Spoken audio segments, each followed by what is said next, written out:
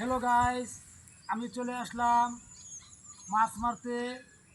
আমার বাড়ির পাশে একটি ডুবা শিব জাল ফালাইছি দুইলে গুড়া মাছ মারার জন্য। তাই আমি জালটা টান দিতেছি, দেখা যাক কিরকম মাছ উঠে পড়িস দেখেন। মাশাআল্লাহ, আলহামদুলিল্লাহ, গুড়া মাছ ভালোই উঠছে।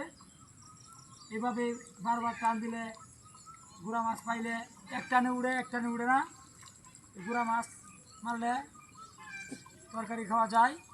বাজারের বড় বড় পাঙ্গাস বড় মাছ খাওয়ার থেকে গুড়া মাছ রান্না করলে প্রতি কামড়ে কামড়ে মোড়া পাওয়া যায়। তাই এই গুড়া মাছ মারলে, এই মলাডেলা মাছ প্রচুর ভিটামিন আছে, এটা কি খাইতে অনেক টেস্ট। তাই আমি গুড়া মাছ মারে আমি খাই। এই যে এখানে জাল ফালাই, প্রতিদিন জাল ফালাই আর মাছ উড়ে।